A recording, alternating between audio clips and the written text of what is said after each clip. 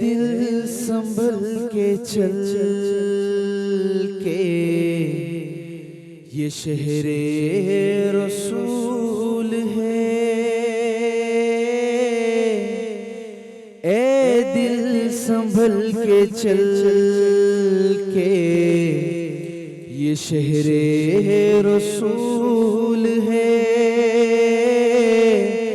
कानून इश्क है यहाँ, कांटा भी फूल है। ए दिल संभल के चल के, ये शहरे रसूल है। कानून इश्क है यहाँ, कांटा भी फूल है। और ये निखरी निखरी रोशनी, ज़र्रों में चांदनी, ये निखरी निखरी रोशनी, ज़र्रों में चांदनी, ये निखरी निखरी रोशनी, ज़र्रों में चांदनी। मेरे नबी ये पाक के कदमों की धूल है। मेरे नबी ये पाक के कदमों की धूल है। कानून इश्क है यहाँ, कांटा भी फूल है। और बग़र से वही वो आमदे जिब्रील तो नहीं, बग़र से वही वो आमदे जिब्रील तो नहीं, जिब्रील तो नहीं, लेकिन मलाइका का, लेकिन मलाइका का अब भी नज़ूल है। लेकिन मलाइका का अब भी नज़ूल है। कानून इश्क है यहाँ, कांटा भी फूल है। ए दिल संभल संभल के चल के, ये शहरे रसूल है। कानून इश्क है यहाँ, कांटा भी फूल है। कानून इश्क है।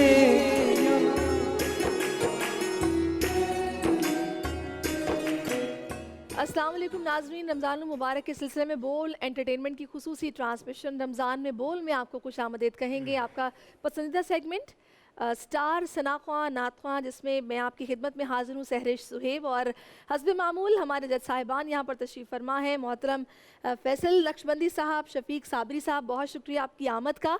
तो बाकायदा तौर पर सेगमेंट का आगाज़ करते हैं और सबसे पहले जिस सना ख्वां को मैं दावत देना चाहूँगी वो है उम्मे हबीबा। उम्मे हबीबा, आपके पास 2 मिनट का वक्त है, आप नात पेश कीजिए। मैं के बेवक़्तो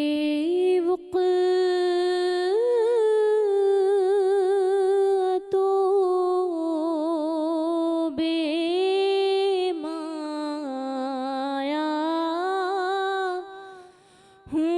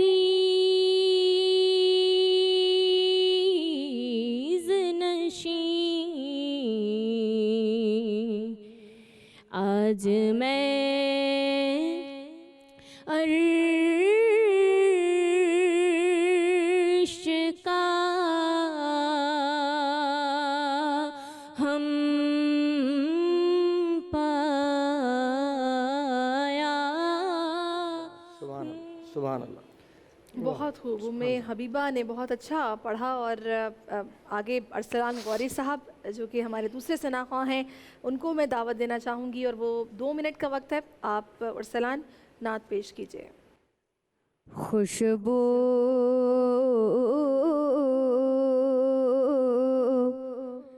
है दो आलम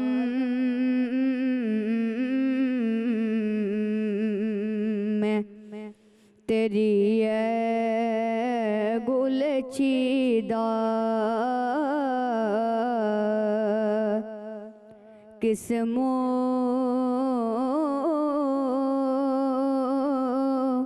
से बयां हो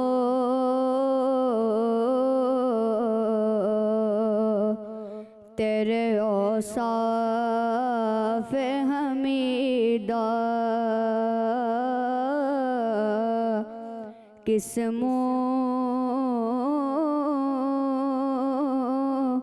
से बयां हो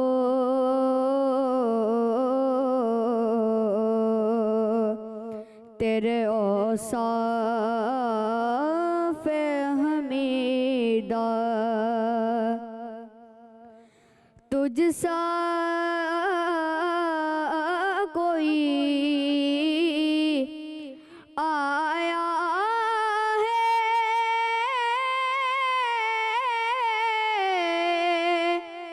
न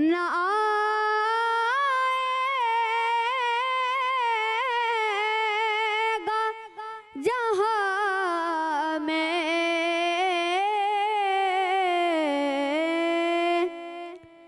तुझ सा कोई आया है न आएगा जहाँ में। बहुत ही खूबसूरत अरसलान, और मैं वाकई दिल से नहीं चाहती कि अरसलान यहाँ से जाएं, हमारे साथ आगे बढ़ें, क्योंकि इतनी छोटी सी उम्र में मैंने इनको जिस तरह देखा है परफॉर्म करते हुए, काफ़ी संजीदा हो के पूरी तवज्जो के साथ के नात पढ़ते हैं और सुर भी काफ़ी पक्के इनके लगते हैं, लेकिन बाकी फैसल साहब और शफीक साहब बेहतर बता सकते हैं। इससे पहले कि मैं उनकी तरफ जाऊँ, अहमद रज़ा मुंतज़िर हैं कि अब वो नात पेश करेंगे। तो अहमद रज़ा, आपके पास भी 2 मिनट का वक्त है, आप नात पेश कीजिए। कुर्बान में उनकी बख्शिश के मकसद भी ज़बां पर आया नहीं, बिन मांगे दिया और इतना दिया, दामन में हमारे समाया नहीं, कुर्बान में उनकी बख्शिश के ईमान मिला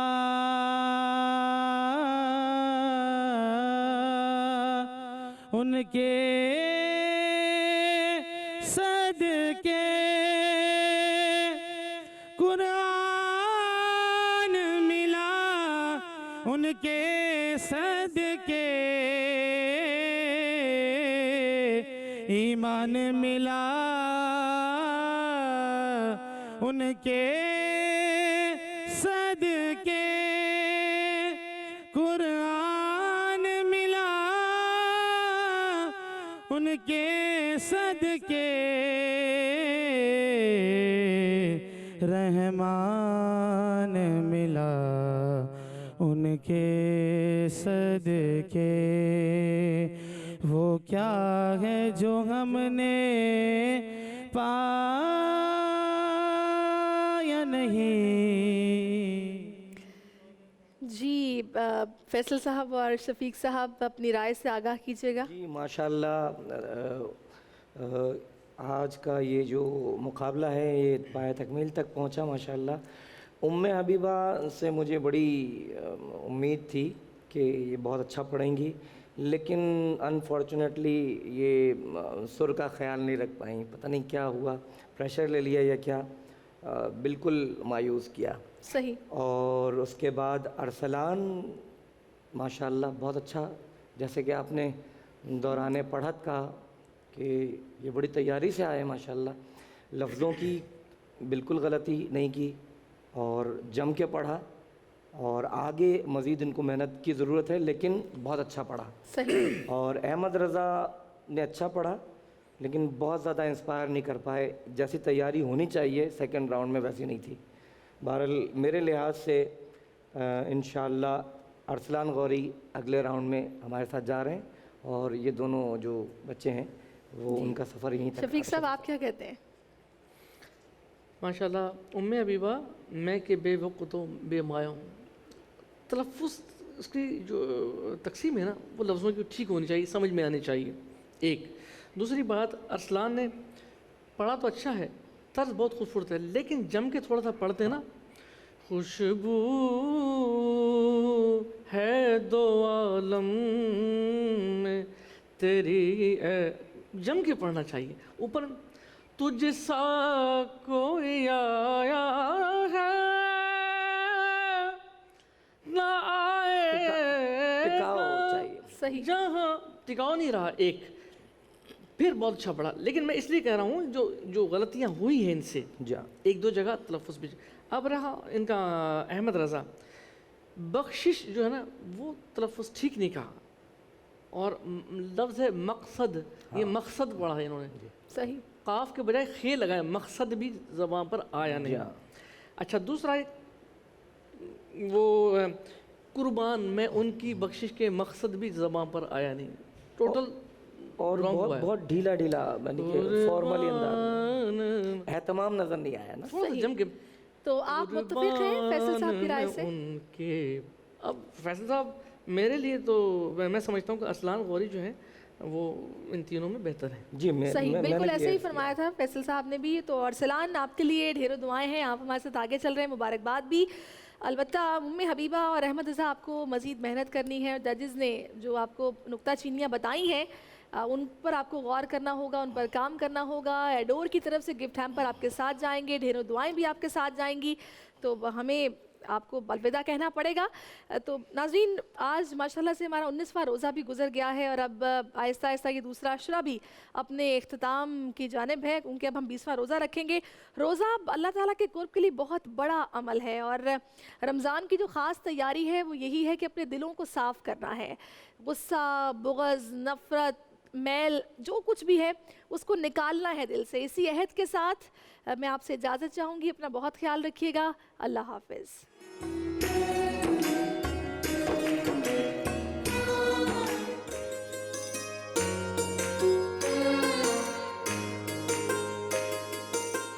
कसम खाना, झूठी गवाही देना, इनको एक जैसा करार दिया गया, आप अंदाज़ा लगाइए। इसी तरह नबी करीम सल्लल्लाहु अलैहि वसल्लम की हयात पाक से कई अहादीस हैं, मैं चंद आपके सामने सिर्फ रखता हूँ। एक तो ये कि सूरह हज की आयत है कि बुतों की परस्तिश से बचो और झूठी बात कहने से बचो, यानी दोनों के अहकामात बिल्कुल साथ साथ मिलते हैं। और तफसीर अबुल फतह राजी में लिखा है कि नबी करीम सल्लल्लाहु अलैहि वसल्लम ने ये जुमला मुसलसल 3 मरतबा इरशाद फरमाया, और फिर ये सूरह हज की आयत ये नाजिल हुई, और आपने फरमाया कि झूठी गवाही देना किसी को खुदा का शरीक करार दे दिए जाने के बराबर है। इसी से आप अंदाज़ा लगाइए। इसी तरह से कई हदीस हैं, मिसाल के तौर पर हज़रत अनस बिन मालिक रज़ी अल्लाह ताला अन्हु से मरवी है कि नबी करीम सल्लल्लाहु अलैहि वसल्लम ने फरमाया, इसका मफ़हूम है कि बड़े बड़े गुनाह ये हैं अल्लाह के साथ किसी को शरीक ठहराना, वालिदैन की नाफरमानी करना, किसी को बेगुनाह कत्ल करना और झूठी कसम खाना। आप अंदाज़ा लगाएं कितना बड़ा गुनाह झूठी कसम। और आपको इस तरह मिल जाएगा, कभी हमसे भी ये कोताही हो सकती है कि बात नहीं, कसम से मैं बात कह रहा हूँ, कसम से। ऐसी कसम की इजाज़त ज़रूर होगी, लेकिन बात बात में कसम खाना ये तो मुनाफिकीन की निशानी में से बताई गई है कि झूठी कस्में वो लोग खाते थे। इसी तरह से फरमाया कि जो कोई झूठी कसम खाकर किसी मुसलमान का माल लेना चाहेगा तो जब वो अल्लाह के पास जाएगा तो अल्लाह इस पर गज़बनाक होंगे। इसी तरह से और बहुत से इरशादात हैं, इन्हीं पर हम बात करेंगे। मुफ्ती आबिद मुबारक साहब आपसे आगाज़ करते हैं, ये फरमाइए। अच्छा, मुफ्ती साहब फरमा रहे हैं कि नहीं, अल्लामा अमीन शहीदी साहब से। सुभान अल्लाह, ये जी आप चूँकि बड़े हैं तो ये बड़ी अच्छी बात है, मुझे बड़ा अच्छा जेस्चर लगा। देखिए भी हमें भी ये सीखने की ज़रूरत है उलमा से प्यारे कि छोटे किस तरह भाई हैं। कि उन्होंने कहा जी आगाज़ अल्लामा साहब से किया जाए। अल्लामा साहब ये तो बहुत बड़ी बुराई है और हम इस पर बिल्कुल तवज्जो नहीं देते। बड़ा मामूली सा आम कोई किसी के बारे में मामलात में बचने के लिए, घरेलू झगड़ों में बचने के लिए, यानी कोई झगड़ा हो गया ये वो तो अपनी बात को सच साबित करने के लिए हम झूठी गवाही दे देंगे, ये मैंने तो ऐसे कहा नहीं, या नहीं फ़लाँ ने ये किया है। बिस्मिल्लाहिर्रहमानिर्रहीम व बिही नस्तईन अल्लाहुम्मा सल्लि अला मुहम्मद व आलि मुहम्मद।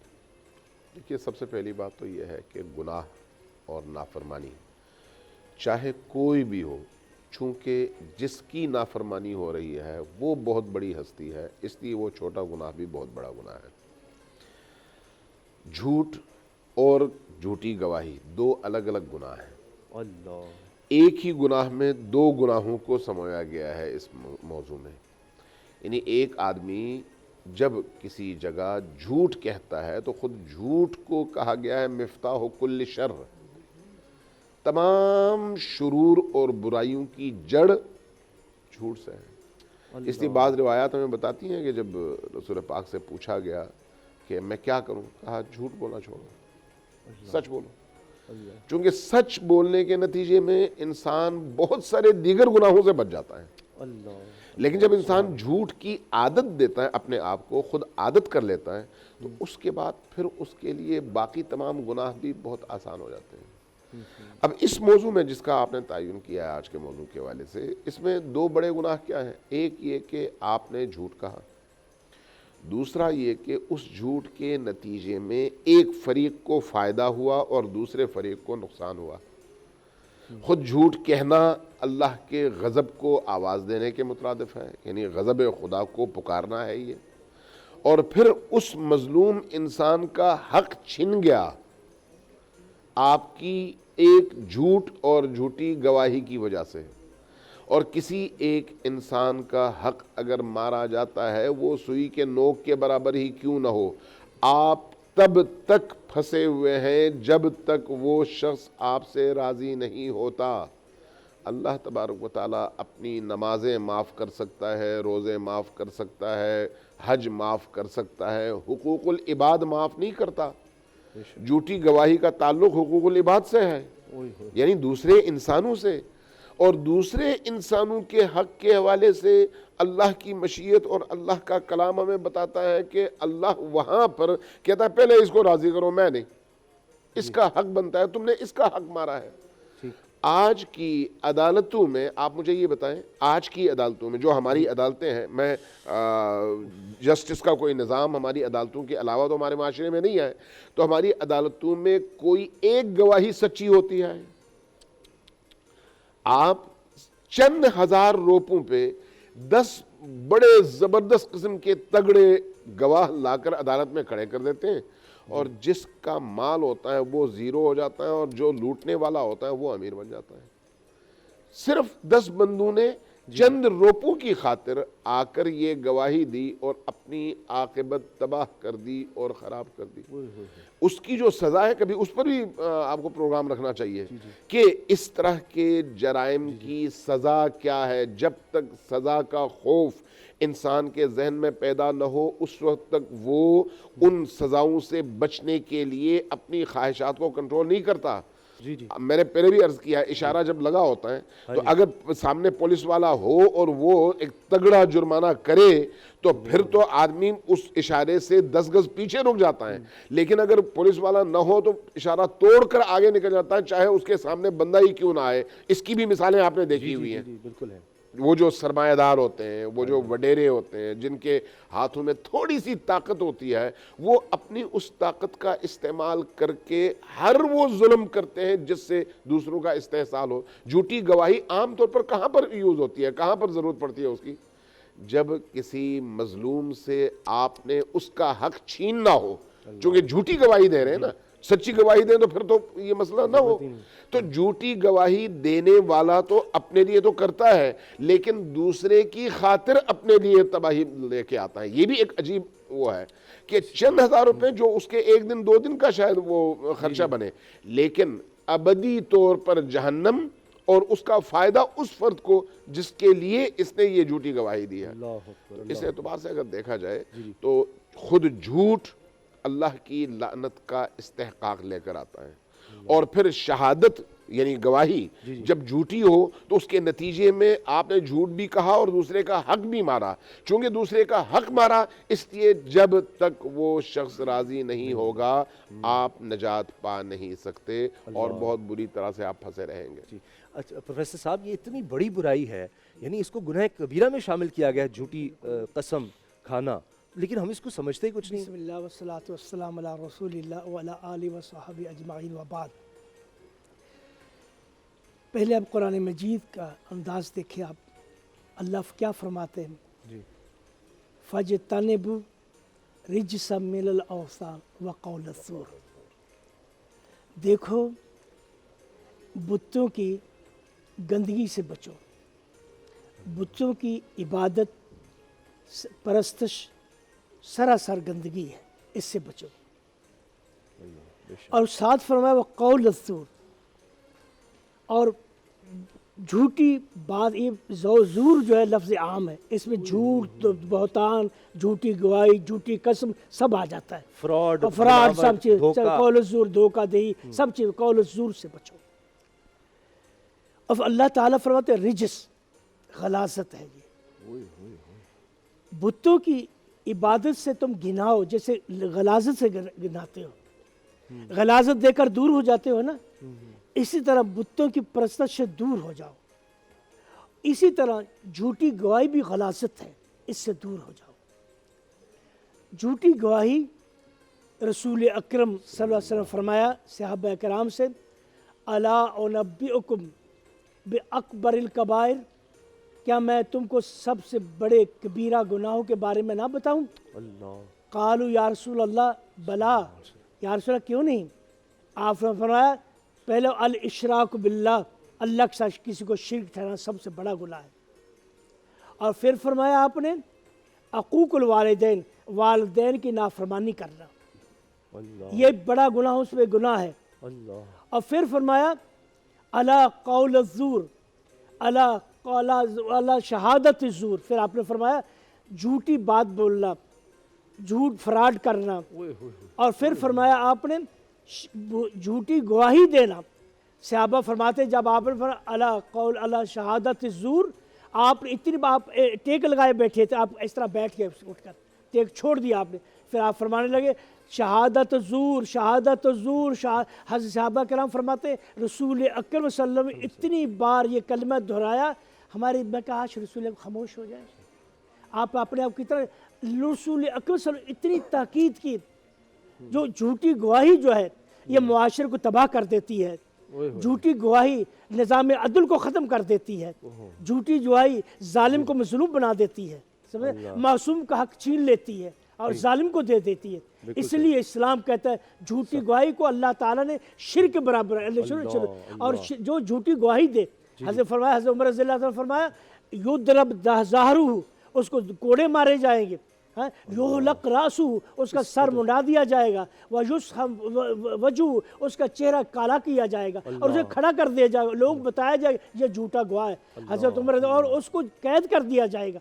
हज़रत उमर रज़ियल्लाहु ताला ज़माने में एक शख्स ने झूठी गवाही दी, आपने उसको खड़ा कर दिया एक दिन तक पूरा, लोगों से कहा देखो इसको, देखो इसे, देखो ये झूठा गवाह है, फिर उसको लंबी मुद्दत के लिए कैद में डाल। लिहाजा ये ना समझें कि आज अगर कोई झूठी गवाही या झूठी कस्में खाने से बच रहा है, आज हमारा कोई अदलिया का निज़ाम ऐसा नहीं है, तो क़यामत में तो नहीं बच सकेगा वो, अगर यहाँ बच भी जाता है तो जनाब स्टार डिबेटर का चूँकि वक्त हो रहा है, उलमा की ये महफ़िल है, ये जारी रहेगी, लेकिन वहाँ पर महाविश हमारा चूँकि इंतज़ार कर रही है। महाविश, आज क्या टॉपिक है, कौन कौन है शामिल आज डिबेट में?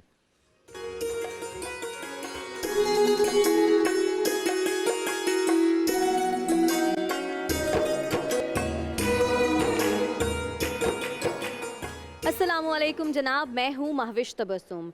नाज़रीन, हमारे जो वज़ीर-ए-आज़म हैं वो ये कहते हैं, उनके बारे में बल्कि ये बात कही जाती है कि वो यू टर्न बहुत लेते हैं, और वज़ीर-ए-आज़म साहब से जब इस बारे में पूछा गया तो वो ये कहते हैं यू टर्न बहुत ज़रूरी है। तो हमने सोचा कि हम अपने तकरीर का जो टॉपिक है वो यही क्यों ना रख लें। तो हमारी जो आज की तकरीर है उसका टॉपिक है यू टर्न बहुत ज़रूरी है। अस्सलाम वालेकुम जी, सुमैया मुदस्सिर, कैसे हैं आप लोग? आपने कितने यू टर्न लिए अब तक ज़िंदगी में? मैंने ज़िंदगी में नहीं लिए।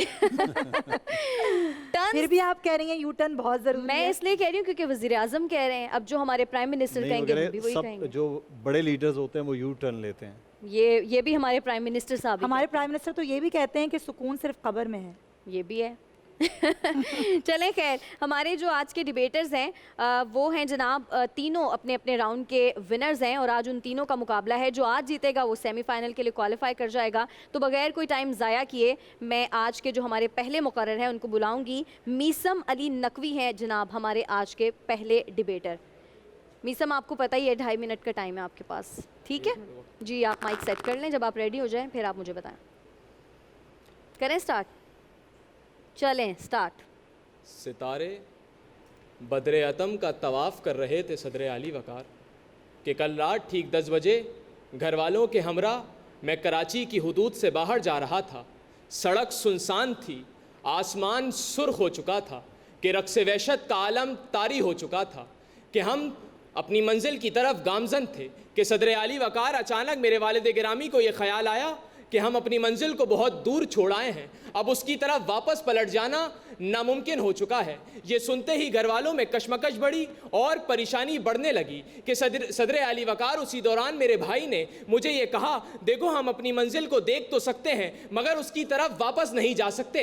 इसी दौरान मेरे भाई ने मेरे कान में सरगोशी करते हुए ये जुमला कहा, देखो मैंने कहा था ना कि अगली चौक पर यू टर्न ज़रूरी था। जनाबे वाला यू टर्न ज़रूरी है क्योंकि अगर यू टर्न ना हो तो क्रॉसिंग से आने वाले हजरात बोल के हेड ऑफिस कैसे पहुंचे। जनाबे वाला यू टर्न ज़रूरी है क्योंकि यू टर्न से मुराद अपनी बात से पलट जाना या मुकर जाना के, यानी चंद दरक गिराकर सर्जिकल स्ट्राइक का दावा करना या वो वाली बोतल को शहद की बोतल कहना या खूब पिटाई के बावजूद टी को फैंटास्टिक टी कहना। जनाबे वाला यू टर्न ज़रूरी है क्योंकि मेरे वालिद गिरामी की ये ख्वाहिश थी कि इनका बेटा भी इनका सर फ़ख्र से ऊँचा करे। तो कल रात मैंने उनकी बात को यू टर्न के जाविये में लेते हुए उनके सर के नीचे तकिया रख दिया। जनाबे वाला यू टर्न बहुत ज़रूरी है। यू टर्न बहुत ज़रूरी है क्योंकि यू टर्न सिर्फ सड़कों पे नहीं बल्कि मुख्तलिफ जगहों पर भी इस्तेमाल होता है। जिसकी मिसाल चीन ली जाए, जनाबे वाला सबसे पहले चीन ने हमें टच वाला मोबाइल दिया, फिर टच वाला लैपटॉप दिया, फिर टच वाला टैबलेट दिया और फिर यू टर्न मारते हुए टच वाला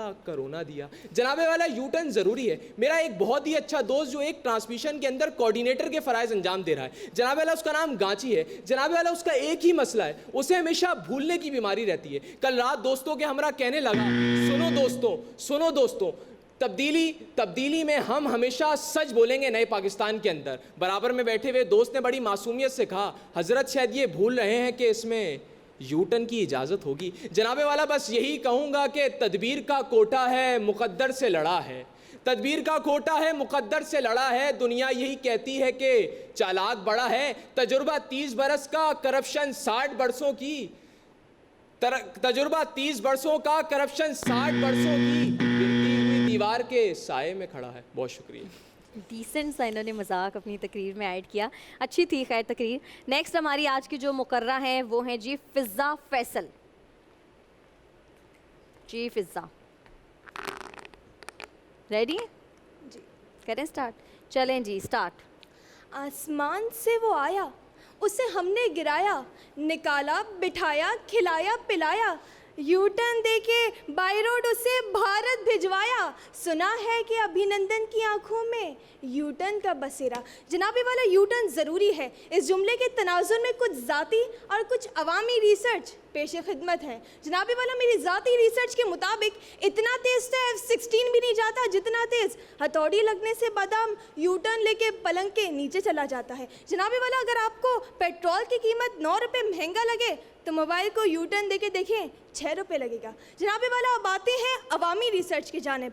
यू टर्न ज़रूरी है, यह अवाम के लिए सिर्फ एक जुमला ही नहीं बल्कि अकीदा है और सवामी अकीदे के मुताबिक गंदे जूतों को अगर यू टर्न देके पैंट की पिछली जानिब रगड़ा जाए तो जूते चमक उठते हैं। मोटरसाइकिल का पेट्रोल ख़त्म हो जाए तो उसे बीच सड़क में कैलुला करवाएं तो टैंकी का रास्ता यू टर्न लेके बराह रास्त सऊदी अरब के कुओं से जुड़ जाता है। इम्तिहानी पर्चाजात के आगाज़ में 786 या माँ की दुआ जन्नत की हवा लिखने से गैबी इमदाद मिलने लगती है और नालायकी यू टर्न लेके जहानत में तब्दील हो जाती है। नई गाड़ी के साइलेंसर पर काला कपड़ा लगाने या चप्पल लटकाने से गाड़ी नज़र लगने या चोरी होने से महफूज हो जाती है, क्योंकि चोर यू टर्न लेके मस्जिद चले जाते हैं। जनाबे वाला यू टर्न ज़रूरी है, और इस पर इन्हिसार करने वाले वो लोग हैं कि जब इनके पड़ोस में कोई नया फ्रिज ले तो पूछते हैं कितने का लिया, और सामने से जो भी जवाब आए उन्होंने यही कहना होता है बहुत महंगा लिया है भाई, मुझे कह दिया होता। और अगर इनसे कह भी दिया जाए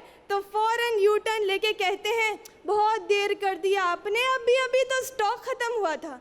जनाबे वाला, इन यू टर्न ज़दा लोगों के ताल्लुकात कम अज़ कम IG तक तो होते हैं, मगर ज़रूरत पड़ने पर कांस्टेबल भी इनके काम नहीं आता। जी वकार, आखिर में मैं इस नतीजे पर पहुंची कि दुनिया में वाहिद चीज़ जो कभी यू टर्न नहीं लेती वो है अम्मा जान की चप्पल, जो कि बराह रास्त ऐसे आके कमर पे चिपकती है कि इंसान बेइख्तियार कहने पर मजबूर हो जाता है कि यू टर्न ज़रूरी है। यू की तर्स में घूमिए, घुमाते रहिए, अगर इजाज़त हो घबराने की तो घबराते रहिए, झूठ बोलिए और साफ मुकर जाइए, दुनिया को टोपियाँ पहनाते रहिए। मज़ाहिया तकरीर में वैसे हंसना थोड़ा मुश्किल होता है, लेकिन कई जगहों पर हंसी आ रही थी। खैर, ज़ैन अब्बास हैं आज के हमारे आखिरी मुकर्रर। जी ज़ैन। अस्सलाम वालेकुम। वालेकुम अस्सलाम। माइक सेट कर लें आप, रेडी हैं आप? चलें स्टार्ट। सदर जी वकार, जब अब्बा ने गलत सिमत में गाड़ी दौड़ाई और वापसी का कोई रास्ता न मिला, तब अंदाज़ा हुआ कि यू टर्न ज़रूरी है, क्योंकि यू टर्न के सिवा कोई गाड़ी मंजिल की तरफ मुड़ ही नहीं सकती। सदर दी वकार, बचपन से इस लफ्ज़ यू टर्न का ऐसा चर्चा हुआ कि वल्ला आज तक हर जगह, हर गली, हर मोहल्ले में यू टर्न के सिवा गुजारा ही नहीं। सदर दी वकार, यू टर्न से एक किस्सा याद आता है कि अब्बा की ज़िद थी इंजीनियर बनाने की, इसके इतने फ़ायदे बताए, स्कोप भी बताया, मगर जब अम्मी के सामने आए और अम्मी ने कहा ज़ैन बनना है तो सिर्फ डॉक्टर बनना है, तब जी वकार मेरे अब्बा ने इतना बड़ा यू टर्न लिया कि क्या बताऊं। कहने लगे ज़ैन तुम्हारी अम्मी बिल्कुल सही कह रही है, इंजीनियरिंग का कोई फ़ायदा ही नहीं है। तब जी वकार मेरे अब्बा का यू टर्न देखकर मुझे भी हंसी आ गई और सोचने पे मजबूर हो गया कि सिर्फ रोड पर नहीं, घर में भी यू टर्न ज़रूरी है। सदर जी वकार, अब्बू तो अब्बू, खालू की क्या बात करूं कि जब खालू के घर में बच्चे की सालगिरह की दावत का प्रोग्राम था तो सदर अली वकार मेरे खालू ने भी कह दिया कि बीवी के मायके वालों के साथ साथ ससुराल वालों की भी दावत करेंगे। बच्चा खुशी से झूम उठा,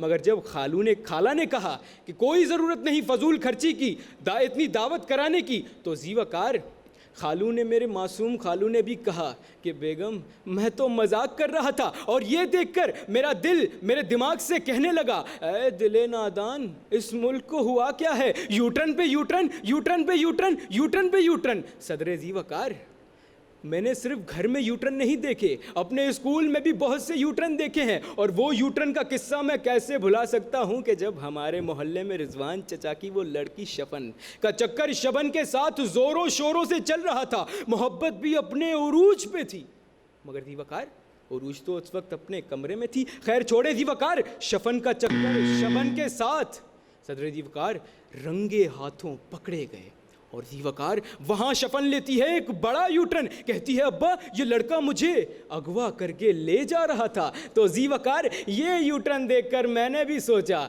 अगर इस मुल्क में अपने आप को बचाना है तो यू टर्न ज़रूरी है, क्योंकि दीवकार अगर पानी को दूध करने के लिए, घाटे को सूद करने के लिए, झूठ को सच और सच को झूठ करने के लिए, अपने आप को प्रूफ करने के लिए यू टर्न ज़रूरी है, बहुत ज़रूरी है। आपकी समातों का बिल्कुल बहुत ज़रूरी है। अब आप भी यू टर्न लेकर वापस आ जाएं।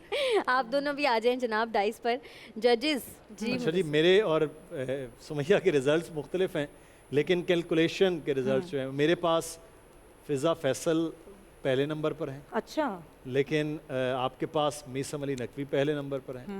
तो जो रिज़ल्ट की कैलकुलेशन है उसके बाद मीसम अली नकवी फाइनल सेमीफाइनल के लिए क्वालिफाई कर गए हैं। लेकिन ऐसा है कि तकारीर आप दोनों ने भी बहुत अच्छी की थी, लेकिन हमें चूंकि किसी एक को ही आगे सेमीफाइनल में लेके जाना है, और वो जो कैलकुलेशन है उसकी बेस के ऊपर, तो मीसम आपको बहुत मुबारक हो, आप नेक्स्ट राउंड के लिए क्वालिफाई कर गए हैं। आप दोनों के साथ जाएंगे अडोर के गिफ्ट हैम्पर्स। तकरीर बहुत अच्छी आप दोनों ने भी की, इंशाल्लाह अल्लाह और मौके देगा आपको। तो नाज़रीन, इसके साथ ही हमारा डिबेट कॉम्पिटिशन तो ख़त्म हो गया, क्विज़ कॉम्पिटिशन की जानिब हमने बढ़ना है, लेकिन उससे पहले ज़रा एक दफ़ा फ़िज़ा और उसामा को देख लेते हैं।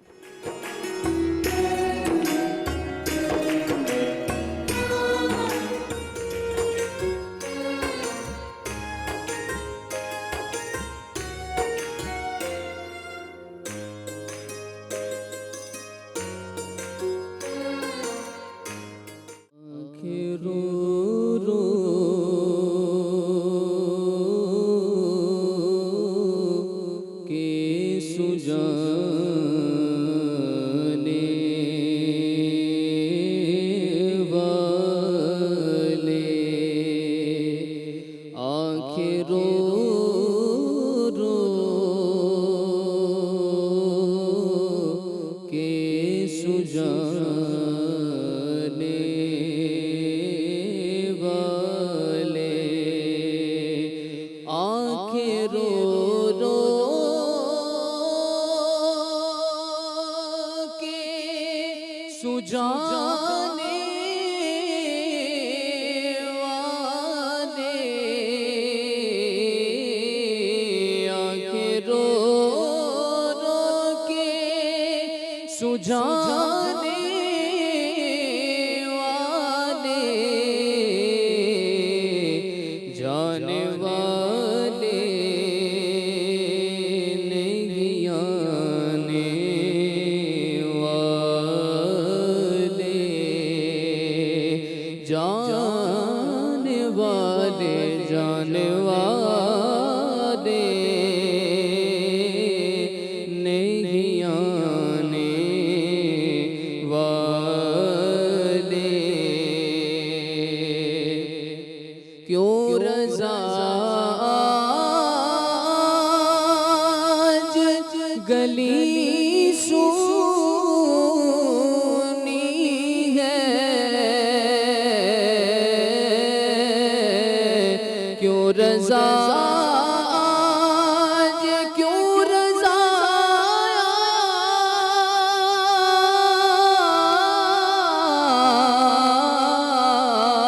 आज क्यों रज़ा आज गली सुनी है उठ मेरे धूम मचाने वाले उठ मेरे धूम मचाने वाले आंखें रो रो के सुजाने वाले जाने वाले जाने वाले नहीं आने वाले सुभान अल्लाह, जाने वाले नहीं आने वाले। तो ये रमज़ान की बाबरकत सातें हैं जी, तो इसमें ज़्यादा से ज़्यादा हमें दुआ करनी चाहिए जो हमसे बिछड़ गए उनके लिए, और ये हमारा फ़र्ज़ भी बनता है। जिस तरह नमाज में भी हम उनके लिए दुआ करते हैं, तो अपने प्यारों को और ज़्यादा याद करने के दिन है, उनके लिए ज़्यादा से ज़्यादा दुआएं करने के दिन है। और दुआएं भी तब कबूल होती हैं जब हमारे अमाल वैसे हों। तो जब कोई झूठी कसम खाएगा, झूठी गवाही देगा, फिर किस तरह वो चाहेगा कि रब ताला उसकी दुआ कबूल करें, जबकि हदीस में ये मिल रहा हो कि अल्लाह ताला तो उस पर नज़र करम देखेगा भी नहीं, उस पर नज़र करम नहीं होगी, उस पर तो वाजिब हो जाएगी जहन्नम। मुफ्ती आबिद मुबारक साहब, ये हम इसको बुराई समझते ही नहीं, झूठी कसम, झूठी गवाही, फ़रेब, जबकि नबी करीम सल्लल्लाहु अलैहि वसल्लम फरमा दिया कि माल तो बिक जाएगा, नफ़ा नहीं बढ़ेगा। तो जब हुजूर फरमा दें तो उसके बाद उसके अलावा कुछ हो सकता है? कुछ हो ही नहीं सकता। फिर जब आपने झूठ और बोला, झूठ कसम, फिर फ़ायदा नफ़ा नहीं किसी को हो सकता। फिर बिस्मिल्लाहिर्रहमानिर्रहीम, अल्हम्दुलिल्लाहि रब्बिल आलमीन वस्सलातु वस्सलामु अला सय्यिदिल अंबिया वल मुरसलीन, अम्मा बाद। हमारे माशरे का बहुत बड़ा अलमिया अदम इंसाफ है। हमारे माशरे का बहुत बड़ा अलमिया जुल्म है। और कोई भी माशरा कुफर के साथ तो चल सकता है, लेकिन जुल्म के साथ नहीं चल सकता। और जुल्म की बुनियाद झूठ पर है, क्योंकि जालिम शख्स जो है वो हमेशा झूठा होता है।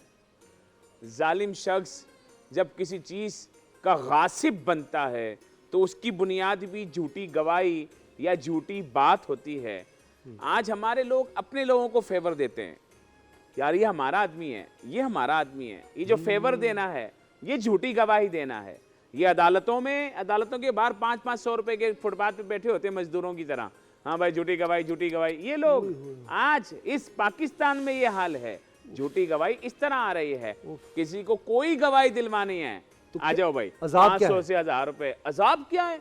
अल्लाह के नबी सल्लल्लाहु ताला अलैहि वसल्लम फजर की नमाज पढ़ के खड़े हुए, फजर की नमाज पढ़ के खड़े हुए, लोगों से कहा लोगों झूठी गवाही, 3 मरतबा ऐलान किया, 3 मरतबा फरमाया झूठी गवाही शिर्क के बराबर है। अल्लाह अल्लाह, झूठी गवाही शिर्क के बराबर है, झूठी गवाही शिर्क के बराबर है। अब झूठी गवाही देने वाला शख्स कितने सारे अजाबों में मुब्तला होता है कि नंबर 1 अल्लाह रब्बुल इज्जत फरमाया फजतनिबू कौल ज़ूरी, झूठी बात से बचो। सबसे पहले तो वो झूठा शख्स, हदीस पाक में जब कोई शख्स झूठ बोलता है, फरिश्ते उसके मुंह से आने वाली बदबू की वजह से उससे 1 मील दूर चले जाते हैं। झूठी गवाही देने वाला शख्स आम झूठ बोलने वाले से ज्यादा बड़ा गुनहगार है, क्योंकि एक शख्स झूठ बोलता है अपने आप को बचाने के लिए। झूठी गवाही देने वाला शख्स अपने आप को तो बचाता ही है, बड़ा पाक साफ जाहिर करके, सामने वाले का हक उससे छीन कर दूसरे को दिलवाने का सबब बनता है। अल्लाह के नबी सल्लल्लाहु ताला अलैहि वसल्लम ने फरमाया तुम में से कोई ऐसा भी होगा जो अपनी जो है वो चर्ब ज़बानी की वजह से, अपनी ज़बान की तेज़ी की वजह से, अपने ऐसी दलीलें देने की वजह से मुझसे कोई फ़ैसला करा ले, और अगर मैंने कोई फ़ैसला कर दिया जिसका वो शख्स हकदार नहीं था, तो ये मत समझे कि अल्लाह के नबी सल्लल्लाहु अलैहि वसल्लम ने फ़ैसला कर दिया अब ये मेरी चीज़ हो गई। उसने, मैंने तो फ़ैसला किया उसकी गवाहियों की वजह से, उसके दलाइल की वजह से। अगर वो उसका मुस्तहिक नहीं था तो याद रखिए उसने जहन्नम का टुकड़ा ले लिया है। तो जब शख्स कोई और झूठी बात करके जो लोग सौदा बेचते हैं, अभी अबू मोहम्मद साहब कह रहे थे मैं भी कारोबारी आदमी हूँ और मैंने कभी जिंदगी में झूठी कसम और झूठा वादा ये मैंने कभी नहीं किया, अल्लाह ताला इनको मुबारक करे। और हमारे कारोबारी लोगों को चाहिए कि खुदा के लिए कुछ नहीं होता, किसी के प्रेशर में नहीं आओ, पार्टी नाराज हो जाएगी कि राजी हो जाएगी इसको नहीं देखो। अल्लाह ने कुरान में फरमाया झूठी गवाही देने वाला इसलिए झूठी बात करता है कि लोग उससे राजी हो जाएं, तो अल्लाह तो राजी नहीं होगा, ये अल्लाह ने फरमाया। तो इसलिए वो पार्टियां जो लोगों के प्रेशर में आके लोगों को आज की जबान में बोलते हैं गोलियां देते हैं, गोलियां मतलब ऐसा झूठ बोलते हैं, बड़े आम सी बात है, गोली फैशन बन गया गोली देना। वो क्या करते हैं, कल मिल जाएगा, कल मिल जाएगा, परसों मिल जाएगा, पक्का वादा हो गया, पक्का वादा हो गया, ले जाना, शाम को आ जाना, सुबह को आ जाना, झूठ बोलते हैं, बात बात में झूठ बोलते हैं। भाई डरो नहीं, जो तुम्हारे नसीब का रिस्क है अल्लाह तुम्हें देगा, सुभान अल्लाह, वो जरूर देगा, सुभान अल्लाह। रिस्क बंदे के पीछे ऐसे भाग रहा होता है जैसे मौत इंसान के पीछे, वो उसको मिल के रहता है। तो झूठी गवाही देने की जरूरत क्या है, झूठी बात करने की जरूरत क्या है, झूठा वादा करने की जरूरत क्या है? बहुत अच्छी। दुरूद शरीफ पढ़ना एक मौके पर हराम है। अच्छा, दुरूद शरीफ पढ़ना भी गुनाह है, अल्लाह का जिक्र करना भी गुनाह है। वो कैसे? वो जब सौदा बेच रहा होगा ना तो बड़ी बुलंद आवाज से कहे ये लीजिए अल्लाहुम्मा सल्ली अला सय्यिदना, सामने वाला बोलेगा यार इतना अच्छा आदमी है, तो अभी बड़ा दुरूद पढ़ के बेच रहा है और अंदर से चीज 2 नंबरी कर रहा होगा। दुरूद पढ़ना भी गुनाह, अल्लाह का जिक्र करना भी गुनाह। ऐसे धोखेबाज शख्स को जो अल्लाह को भी अपने धोखे में, अपने ज़ौम में यूं ला रहा है कि मैं तो झूठ बोल ही रहा हूं और मेरी झूठी बात का गवाह अल्लाह है, मेरे झूठ का गवाह अल्लाह है, मेरे झूठ का गवाह ये दुरूद जो मैं पढ़ रहा हूं, ये जो मैंने सुभान अल्लाह बोलते, सुभान अल्लाह सुभान अल्लाह सुभान अल्लाह ले लो। अरे और जब सौदा बेचना खत्म हो गया फिर सुभान अल्लाह भी भूल गए, फिर दुरूद शरीफ भी भूल गए, फिर बात खत्म हो गई, क्योंकि वो अल्लाह के लिए नहीं किया, लोगों के लिए किया। झूठी गवाही कभी नहीं देनी, झूठ कभी नहीं बोलना, ये माशरे का बहुत बड़ा अलमिया है।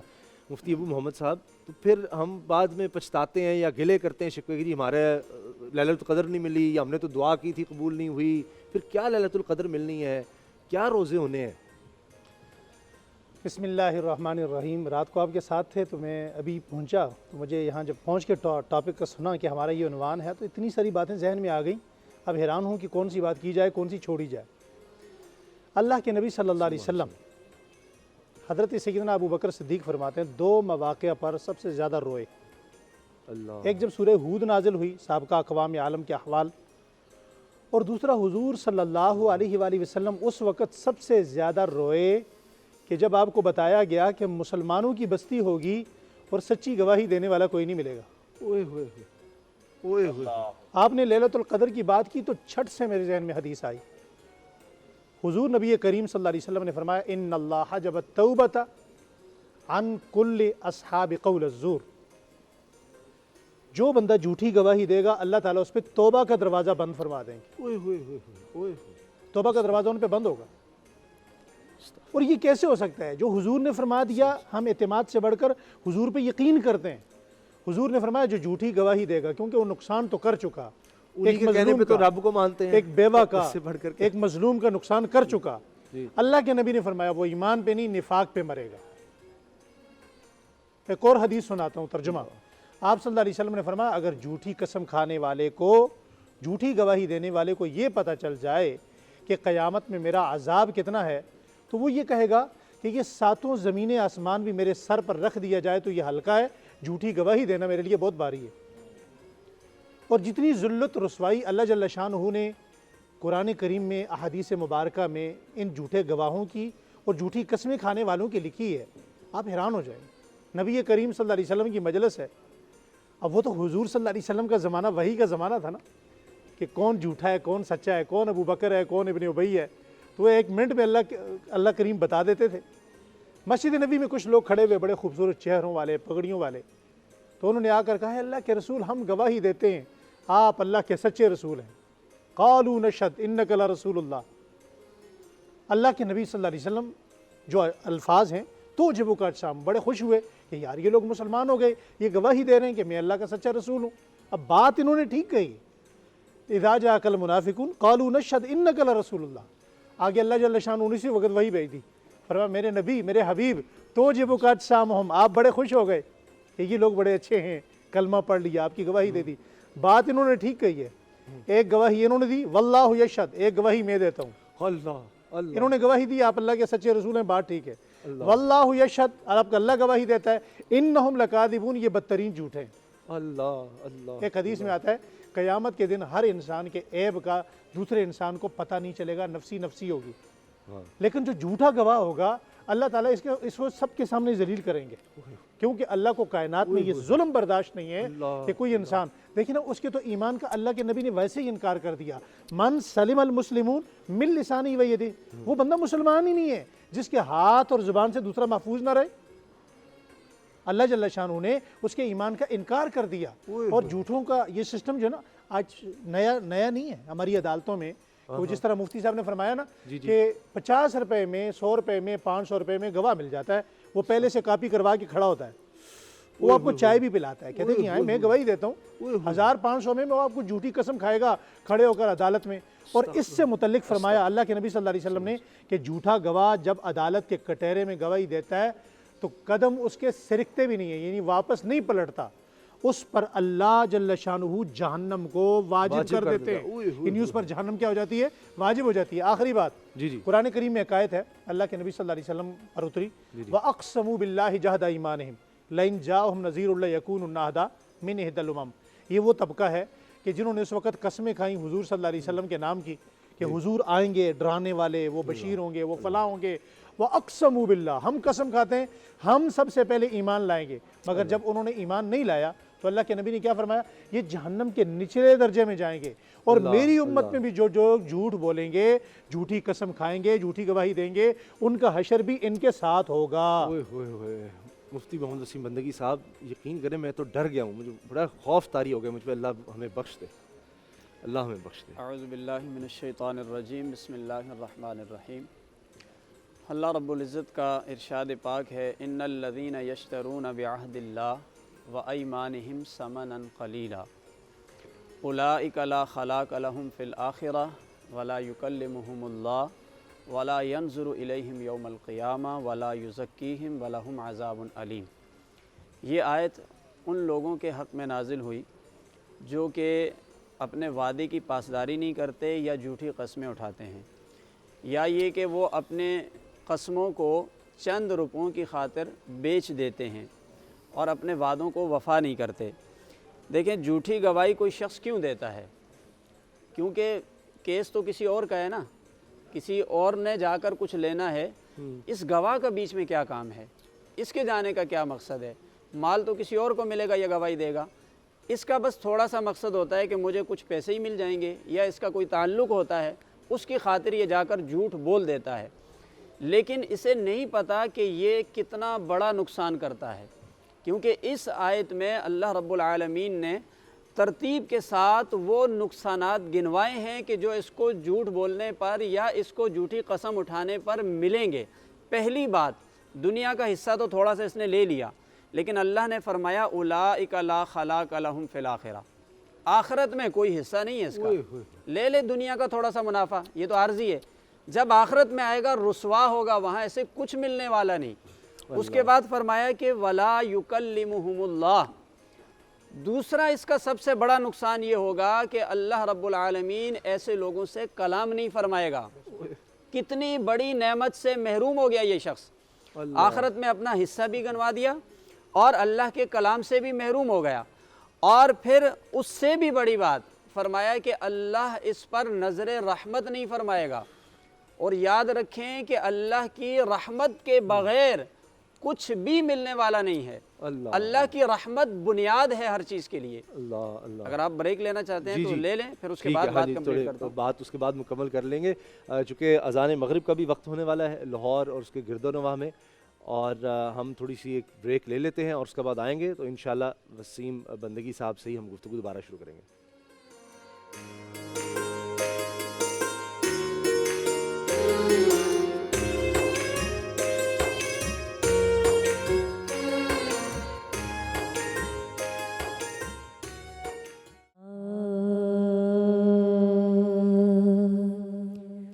कोई सदी का है आरज़ू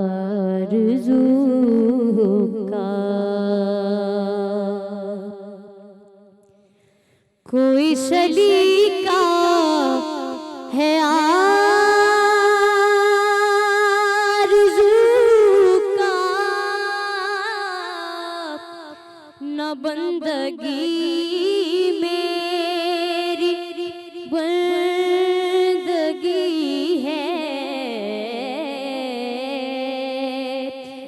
सब तुम्हारा करम है आका, ये सब तुम्हारा करम है आका, के बात अब तक बनी हुई है, कोई का है आरज़ू का, किसी का एहसान क्यों उठाए, किसी को हालात क्यों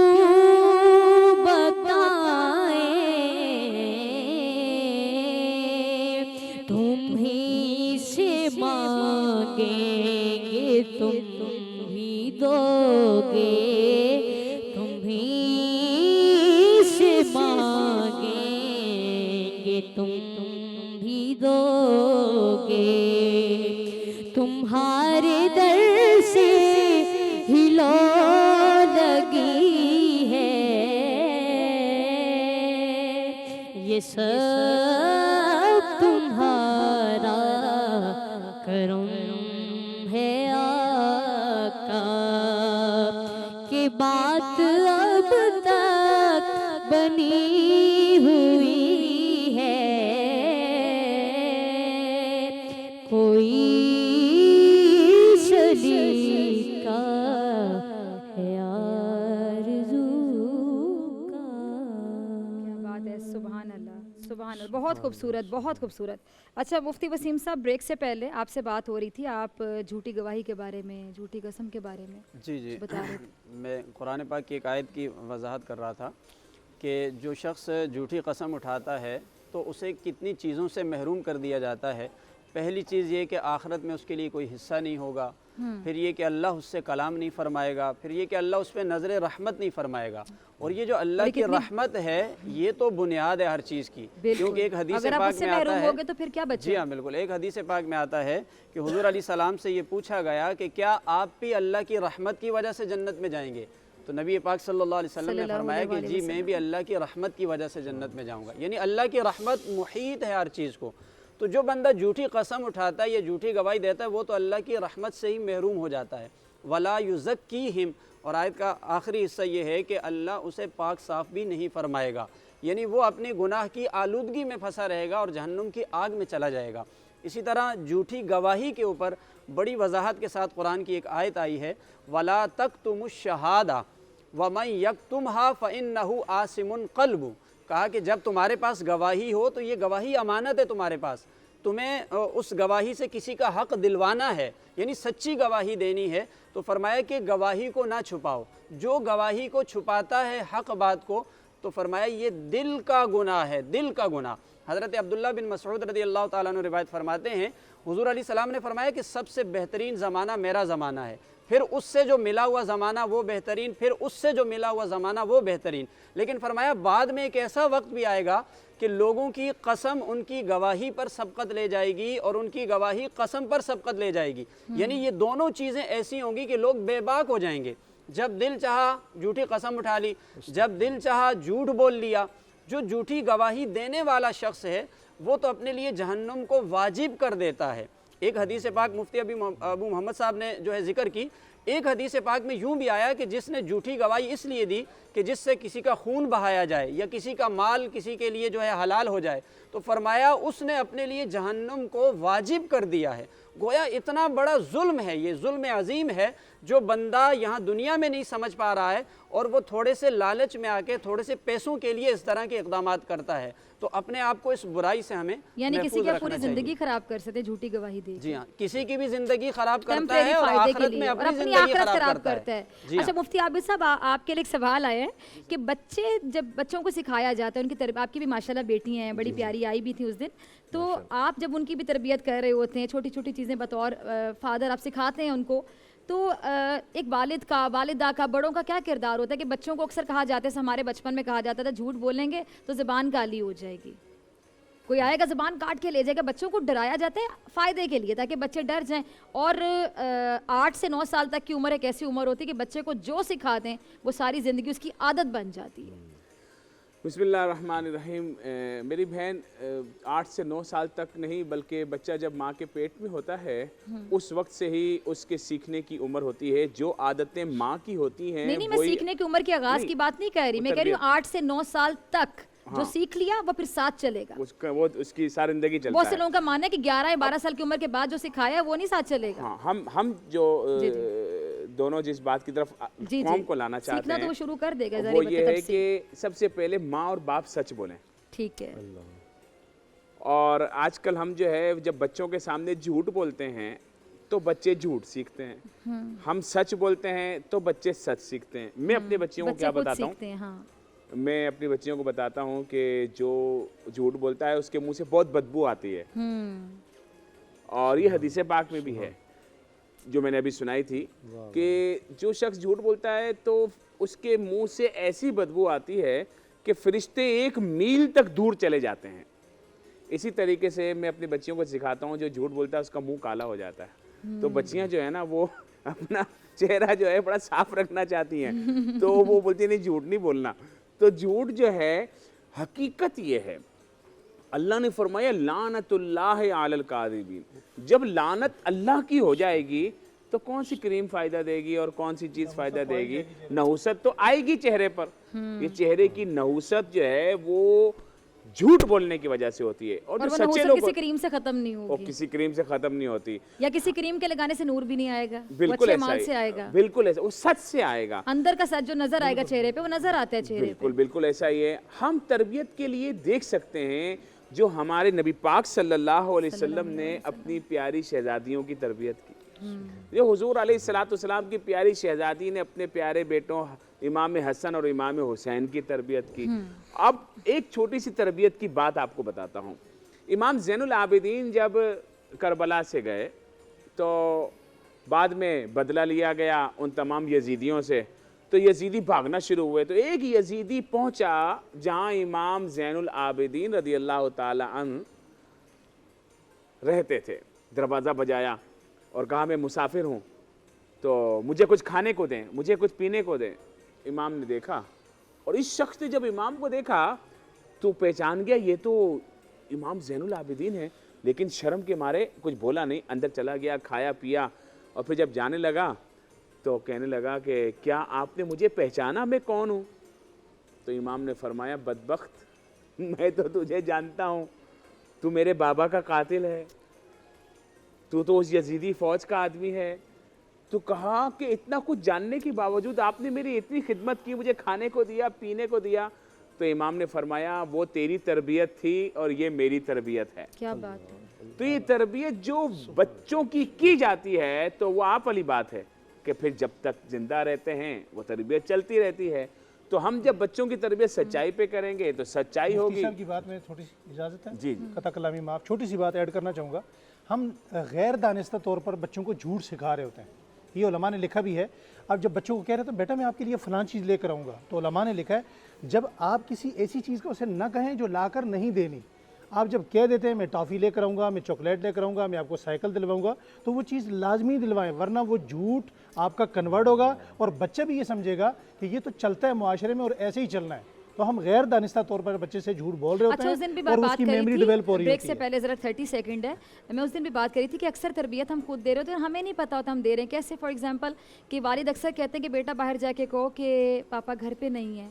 अब वो बच्चे को बेसिकली अब झूठ बोलना सिखा रहे हो, बच्चा मासूमियत में जाके एज इट इज़ कहता है कि पापा कह रहे हैं कि मैं घर पे नहीं हूँ। आपने झूठ की तरबियत दे दी ना उसको, मतलब आपने उसको सिखा दिया, खुद सिखा दिया। इससे पहले आपने जो बात कही ना कि बच्चे को झूठ से बचाने के लिए उसे कहा कि तुम्हारी ज़बान काट देंगे, ये भी एक झूठ है। मुफ्ती साहब ने सही तरीका बताया कि तरबियत करने के लिए यानी बच्चियों से कहा कि झूठ बोलोगे तो मुंह से बू आएगी, ये झूठ नहीं है। यानी झूठ से बचाने के लिए भी झूठ ना बोला जाए, सच बोला जाए। सच बोला जाए, बिल्कुल जी। ब्रेक का कहा जा रहा है, ब्रेक से वापसी पे प्रोफेसर साहब आपसे सवाल पूछेंगे।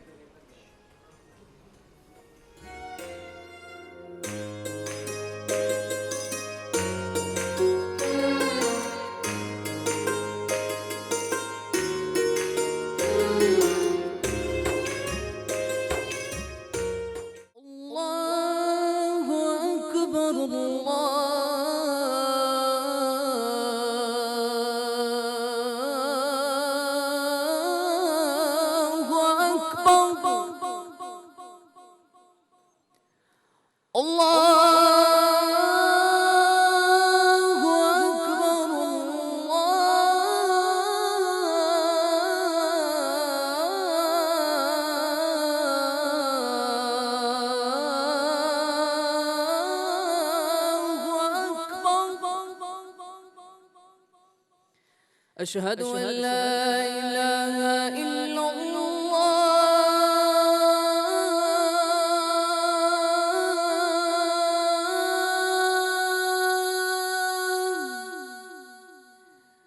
أشهد أن لا إله إلا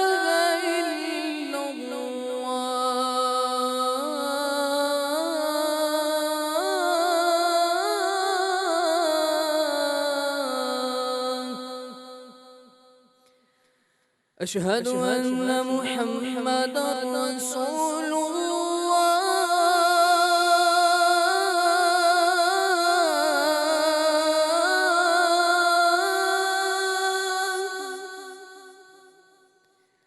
أشهد أن محمدا رسول الله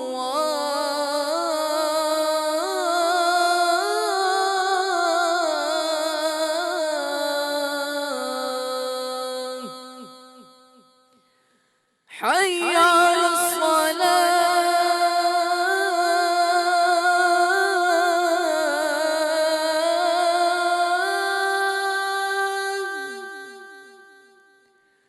حي على الصلاة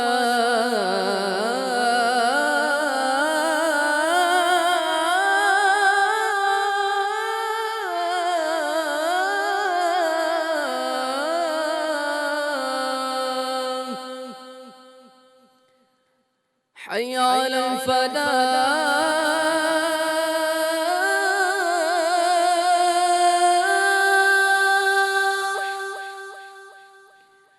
حي على الفلاح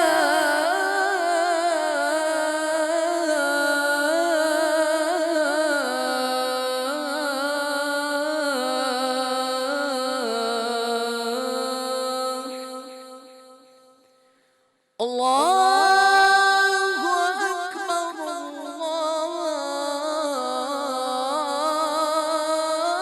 الله أكبر لا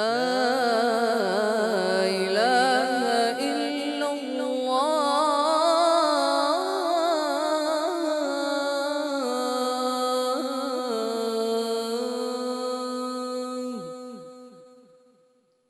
اللهم رب هذه الدعوة التامة الصلاة القائمة والدرجة الرفيعة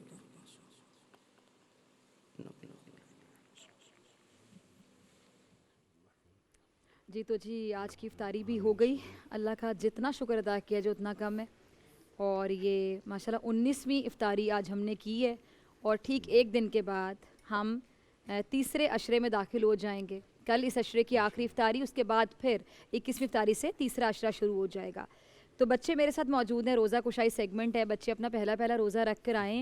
तो उनसे बात करती हूँ। जी बेटा आपका क्या नाम है, कितने साल के हैं आप, कैसा रहा आपका रोज़ा? मेरा नाम मोहसिन है, मैं 10 ईयर ओल्ड। कैसा रहा रोज़ा, अच्छा लगा? जी। सहरी में क्या खाया? मैं सहरी में दही खाया और ऐसी राइस खाए। ऊंचा बोलें। जी जी, राइस खाए थे? जी। अच्छा, आपने क्या खाया सहरी में? नहीं बात करनी आपने? अच्छा, बच्चे शर्मा रहे हैं, ये तो बात करेंगे ना दोनों। आपने क्या खाया सहरी में, कैसा रहा रोज़ा? नाम भी बताएं अपना। ईमान असलम मेरा नाम है। माशाल्लाह, कितने साल की हो आप? 8।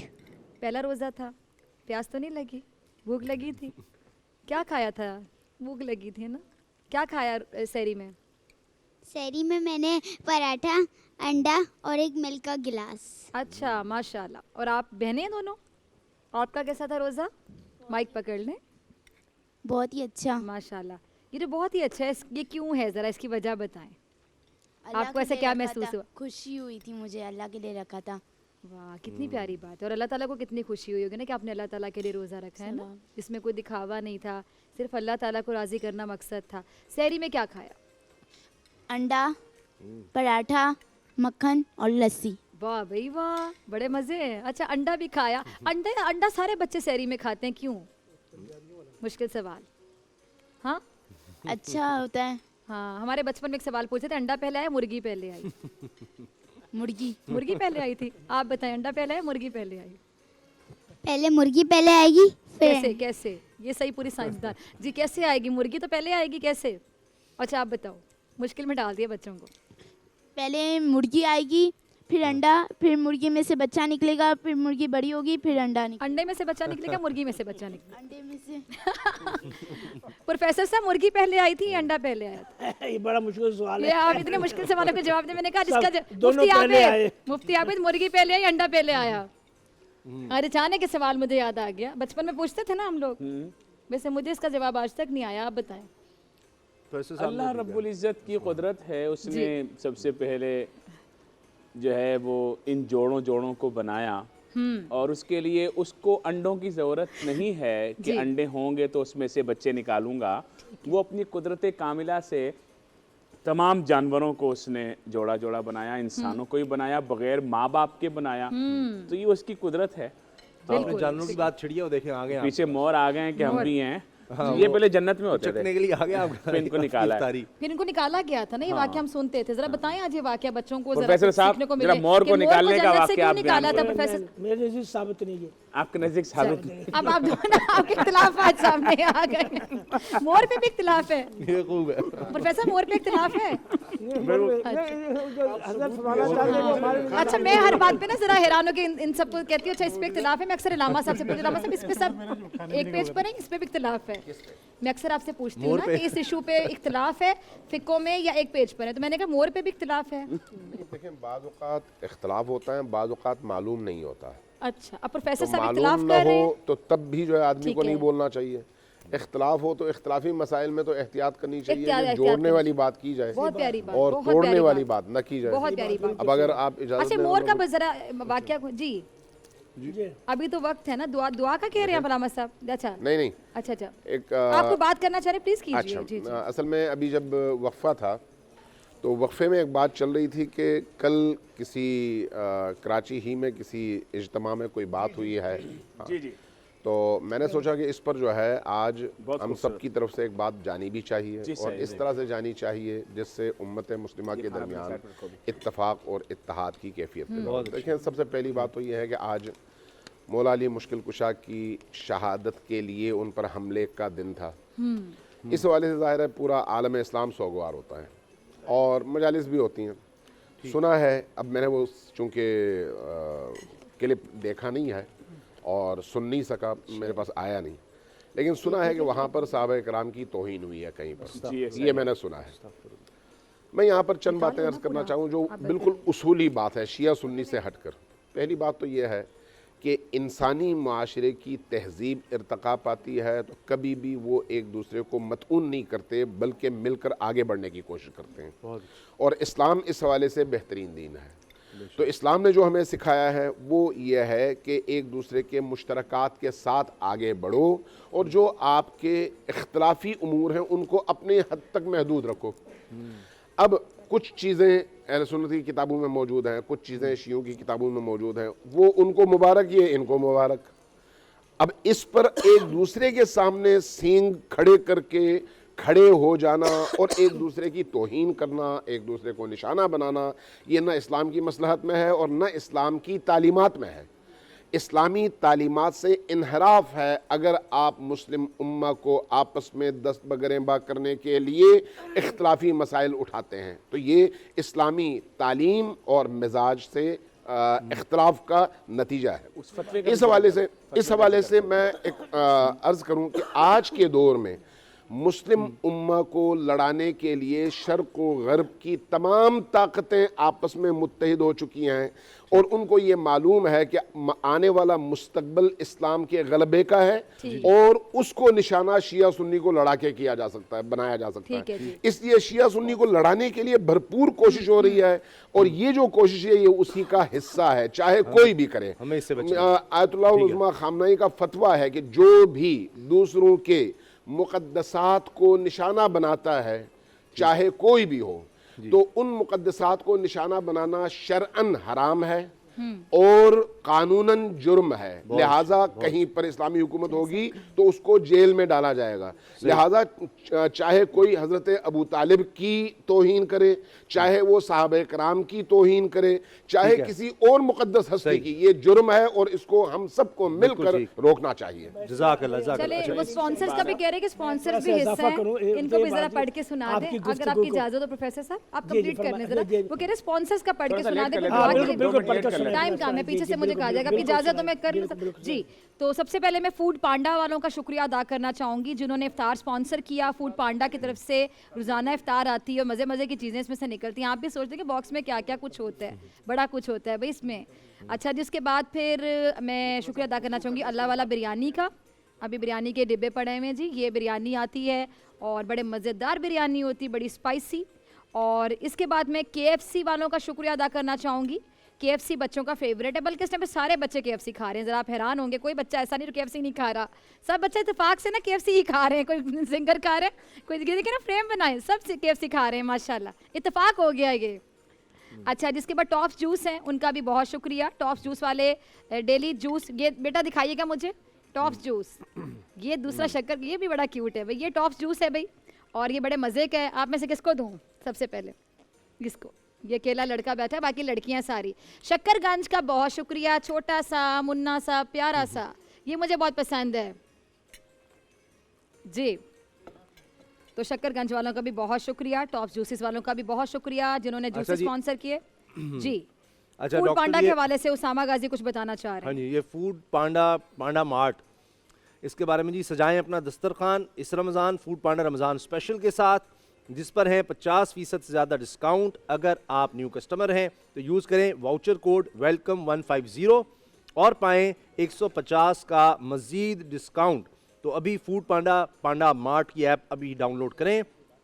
और अब फूड पांडा है हैदराबाद, कराची और इस्लामाबाद और पिंडी में भी। जनाब ये है जी फूड पांडा। तो इसके अलावा 7 अप वालों का भी शुक्रिया अदा करना मैं भूल गई। एक्वाफिना का पानी है, 7 अप रोज़ाना हमें स्पॉन्सर करता है। इसके बाद बच्चों के जो गिफ्ट हैम्पर्स हैं उनकी तरफ भी आएंगे। बच्चों के लिए गिफ्ट्स आते हैं डेली, और कुछ ब्रांड्स हैं जो बच्चों के लिए जो पहला रोज़ा रख के आते हैं उनके लिए बड़े प्यारे प्यारे गिफ्ट्स भेजते हैं। सबसे पहले मैं जी इंटरनेशनल वालों का शुक्रिया अदा करना चाहूँगी। जी इंटरनेशनल तालीम की दुनिया में एक मखसूस नाम है, एक ऐसा तालीमी इदारा जहाँ तालीम और इसके साथ साथ तहजीब का एक मुनफरिद मयार है, क्योंकि जी कहता है मिलकर पढ़ेंगे आगे बढ़ेंगे जी। इसके अलावा मैं शुक्रिया अदा करना चाहूँगी एडोर का। एडोर दे आपको खूबसूरती का एहसास, और खूबसूरत प्यारे प्यारे बच्चे ये साथ लेकर जाएंगे गिफ्ट्स। और बच्चों से प्यारा कौन होगा, उनकी मासूमियत, उनकी खूबसूरती होती है। इस टाइम पे मरियम स्पॉन्सर भी तैयार हो जाता है, वो फिज़ा आपकी साथ ही कह देती आती हूँ आपकी तरफ। फूड बस्ती वालों का शुक्रिया अदा करना चाहूँगी। फूड बस्ती वाले रोज़ाना बच्चों के लिए बड़े प्यारे प्यारे गिफ्ट भेजते हैं, और जितने प्यारे गिफ्ट उतने ही प्यारे बच्चे। इजी कलर वालों का बहुत शुक्रिया जी कि आप भी हमारी इफ्तार ट्रांसमिशन का हिस्सा बनते हैं। जो बच्चे पहला रोज़ा रख के आते हैं उनके लिए आप गिफ्ट हैम्पर भेजते हैं। बच्चों का भी हौसला भी बढ़ता है कि रोज़ा रखना बहुत अच्छी बात है। और ये वही वाली बात कि जिसमें आप बता रहे थे कि झूठ बोलने से, जब बच्चे को सिखाना है कि झूठ नहीं बोलना, तो उसको कुछ ना कुछ ऐसा कहा जाता है कि झूठ नहीं बोलना। तो नेकी के लिए भी बच्चे को थोड़ा सा अगर लालच दिया जाए कि गिफ्ट मिलेगा, रोज़ा रखे, तो ये अच्छी बात है, ये अच्छी बात है जी। एक लिहाज से अच्छी बात ही है ना। बाबा फरीदुद्दीन गंजे शक्कर की वालिदा बिल्कुल, वो शक्कर वाली बात आप सुनाने लगे, चीनी वाली। हाँ, नमाज पढ़े। हाँ, और एक दिन जब वो नहीं थी तो उन्होंने परेशान हो गए कि चीनी तो मैंने रखी ही नहीं, लेकिन चीनी वहाँ रखी हुई थी। क्या वाकया है। और नमाज पढ़ने शुरू कर दिया। जुबली वालों का बहुत शुक्रिया जिन्होंने शक्कर से, चीनी से जुबली भी याद आ गई, मीठी मीठी जुबली। बच्चों के साथ ये जुबली के गिफ्ट हैम्पर्स जाते हैं। मेरे ख्याल से जुबली ही जाती है ना, मैंने कभी पूछा नहीं, जुबली ही जाती है, खाने वाली चॉकलेट्स। और तिफल डायपर्स वालों का भी बहुत शुक्रिया जो डेली बच्चों के लिए गिफ्ट हैम्पर भेजते हैं, बच्चों के साथ जाते हैं ये। और इन सब का बहुत ही शुक्रिया। और दुआ के लिए आज किसकी तरफ जाना है जी हमें? अबू मोहम्मद साहब आज आपकी बारी है दुआ करवाने की। ठीक है, बिस्मिल्लाहिर्रहमानिर्रहीम। अभी हम ब्रेक में यहाँ एक बात हुई, हमारी अल्लामा अमीन शहीदी साहब बैठे हुए थे, और उस पर अल्लामा अमीन शहीदी साहब ने जो अपने कमेंट्स दिए वो बड़ा अच्छा अंदाज में खैर मकदम किया। उस एहतजाज में जहाँ हम हजरात हैं, प्रोफेसर साहब हैं, मुफ्ती आबिद मुबारक साहब हैं, मुफ्ती वसीम साहब हैं, भाई उसामा साहब हैं, हम सारे ही हैं, पूरी कौम है। और में अमीन शहीदी साहब ने बड़ा अच्छा खैर मकदम किया, और हम इस पर पुरजोर, जितना हमारा पैनल बैठा हुआ है, पुरजोर इस बात का एहतजाज करते हैं कि इस किस्म के जितने लोग हैं, जिस तरह कल शान हज़रत अबू बकर सिद्दीक़ और हज़रत उमर में तौहीन की गई कराची में, इन तमाम लोगों के ख़िलाफ़ नेशनल एक्शन प्लान को एक्टिव किया जाए। उसके तहत दहशतगर्दी एक्ट की जो दफ़ात हैं उनको लगा कर इनके ख़िलाफ़ FIR भी काटी जाएँ, इनको पाबंद सलासल किया जाए, ताकि हमारे मुल्क के नक्श अमन आमा के जो मसाइल हैं वो खड़े ना हों, और हमारे अमन का जो सिलसिला है ये बरकरार रहे।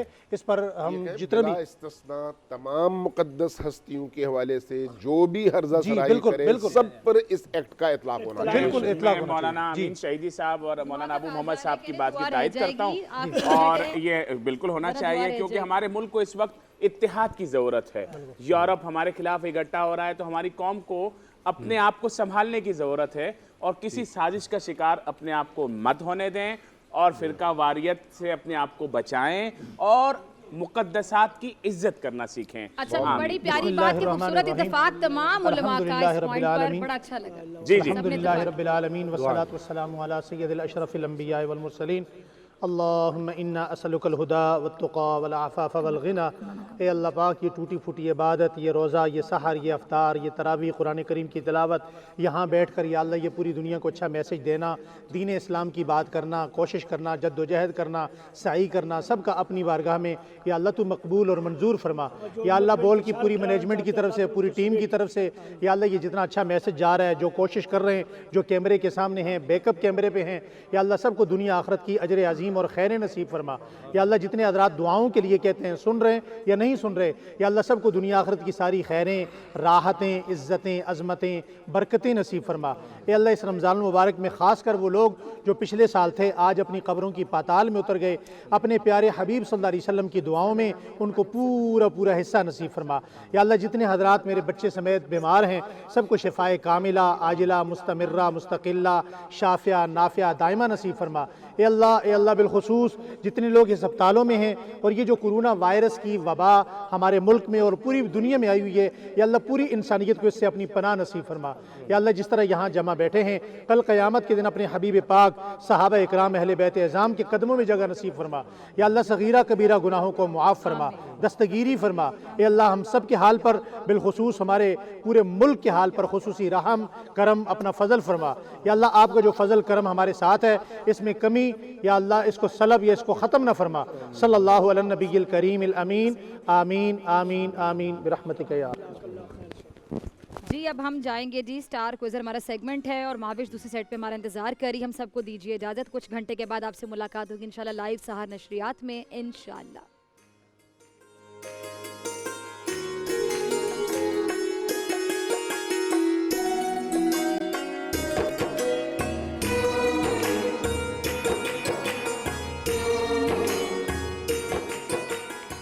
नाज़रीन, इल्म हासिल करना ज़रूरी है और इसकी कोई इंतहा नहीं होती।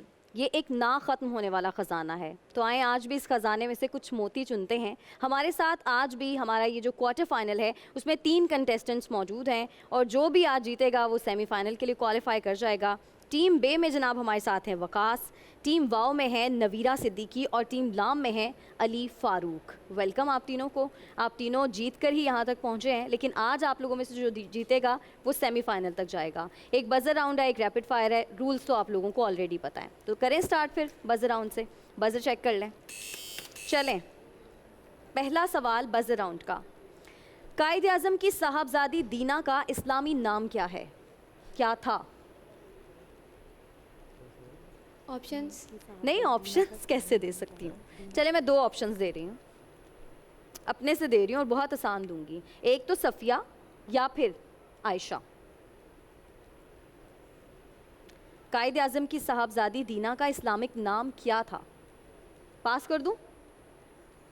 सफ़िया। हुजूर सल्लल्लाहु अलैहि वसल्लम की कौन सी खादमा इब्तदा ही में मुसलमान हुई थी?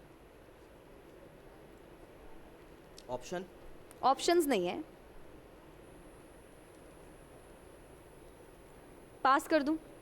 हज़रत उम्मे ऐमन। अच्छा, ये बहुत आसान है सवाल। आप सल्लल्लाहु अलैहि वसल्लम की विलादत के कितने दिन बाद आपका अकीका मुबारक किया गया? लाम। 7 दिन। बिल्कुल सही जवाब, 7 दिन बाद। जिना पूंजा गोंदल से किस शहर में आकर आबाद हुए? 2 ऑप्शंस दे रही हूँ, कराची या लाहौर। वाओ, कराची। बिल्कुल सही जवाब, कराची। जिस साल हज़रत खतीजा रज़ी अल्लाह ताला अन्हा और अबू तालिब का इंतकाल हुआ उस साल को क्या कहा जाता है? आमुल हज़न। बिल्कुल सही, गम का साल। ढाक के 3 पात इस ज़रबुल मिसल से क्या मुराद है? ऑप्शंस कोई नहीं, अपनी ज़िद पर अड़े रहना, हकीकत का वाज़े करना या फिर हर हालत में नतीजा एक ही होना। चले मैं 2 ऑप्शंस दे रही हूँ अब। हकीकत का वाज़े करना या हर हालत में नतीजा एक ही होना। हर हालत में नतीजा एक ही रहना। बिल्कुल सही जवाब। ग़ज़वा तबूक का दूसरा नाम क्या है? ग़ज़वा उसरत। सही जवाब, ग़ज़वा उसरत। अगला सवाल है जी, फ़तह मक्का के रोज़ कुरैश मक्का की अक्सरियत इस्लाम ले आई थी। सबसे आखिर में कौन इस्लाम लाए थे?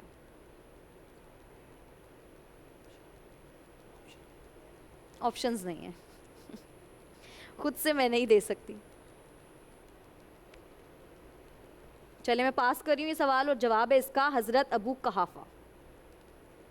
सबसे आखिर में वो ईमान लाए थे।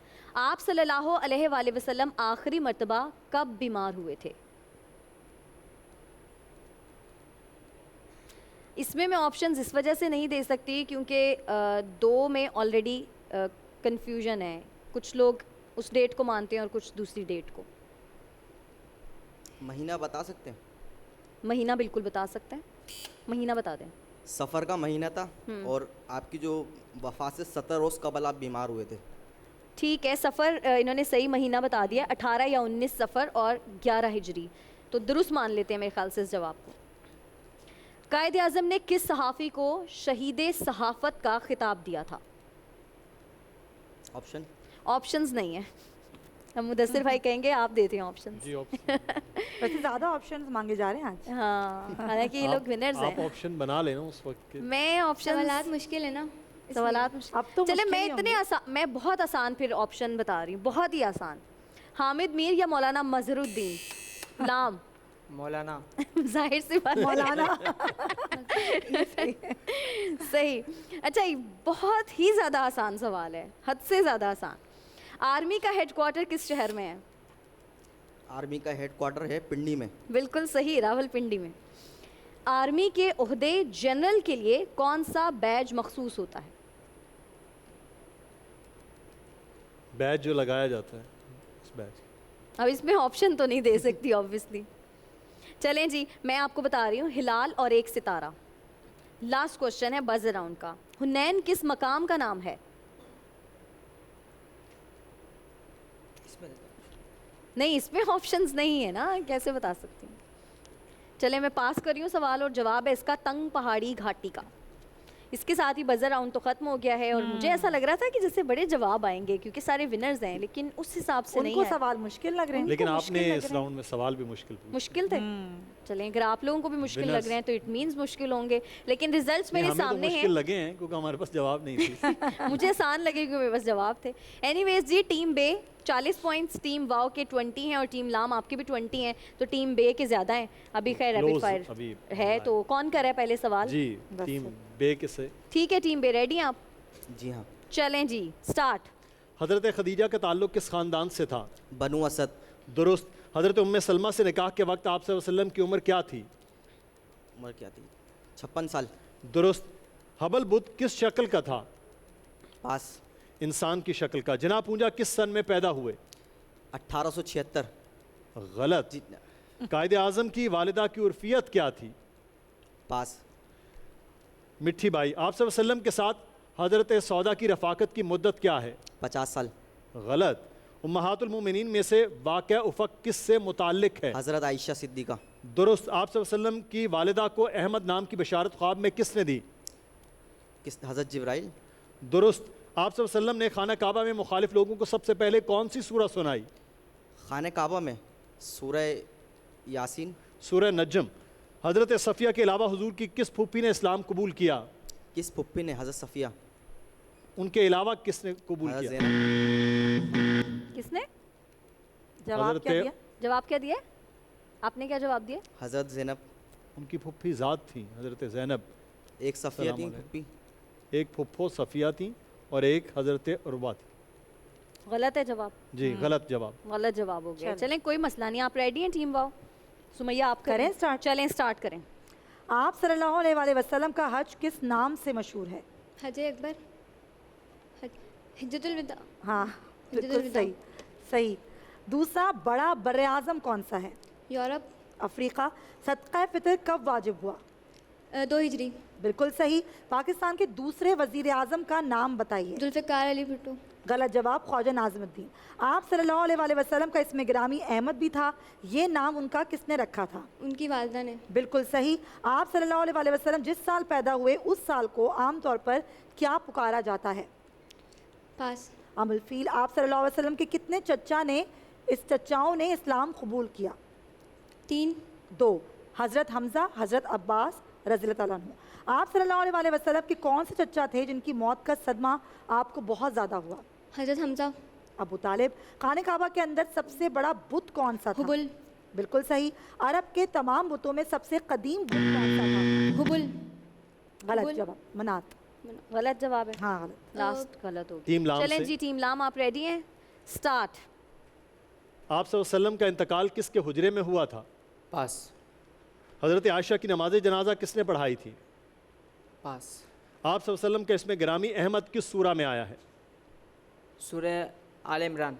गलत। सूरह सफ़ में। हज़रत उम्मे सलमा की आप सल्लल्लाहु अलैहि वसल्लम के साथ रफ़ाकत की मुद्दत क्या है? पास। 7 साल। हज़रत खदीजा रज़ी अल्लाह तआला अन्हा कितने साल आप सल्लल्लाहु अलैहि वसल्लम की रफ़ाकत में रही थी? पास। 25 साल। आप सल्लल्लाहु अलैहि वसल्लम ने हज फ़र्ज होने के बाद कितनी मरतबा हज अदा किया? 1। दुरुस्त। हज़रत अबू तालिब की कितनी औलादें थीं? 3। गलत। 4 बेटे और 2 बेटियां। आप सल्लल्लाहु अलैहि वसल्लम से कबल हज़रत खदीजा के कितने निकाह हो चुके 2। थे? दुरुस्त। अजीज़ भट्टी शहीद अस्पताल किस शहर में वाक़ है? पेशावर। गलत। गुजरात। आप सल्लल्लाहु अलैहि वसल्लम को कहाँ दफनाया गया था? मदीना। मदीना में तो हैं, दफनाया किस जगह गए, मकाम कौन सा था? पास। हज़रत आयशा सिद्दीक़ा के हुजरे में।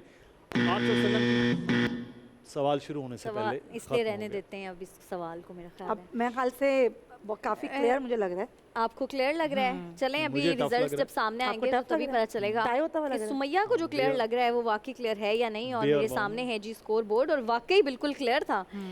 टीम बे जो हैं वो जीत गए हैं, उनके 80 पॉइंट्स हैं, टीम वाओ के हैं 60 और टीम लाम के हैं 40। तो आपको बहुत मुबारक हो वकास, आप सेमीफाइनल के लिए क्वालिफाई कर गए हैं। और नाज़रीन, इसके साथ ही आज का हमारा क्विज़ कंपटीशन तो अपने इख्तिताम को पहुंचता है। हमारी अब आपसे कल मुलाकात होगी।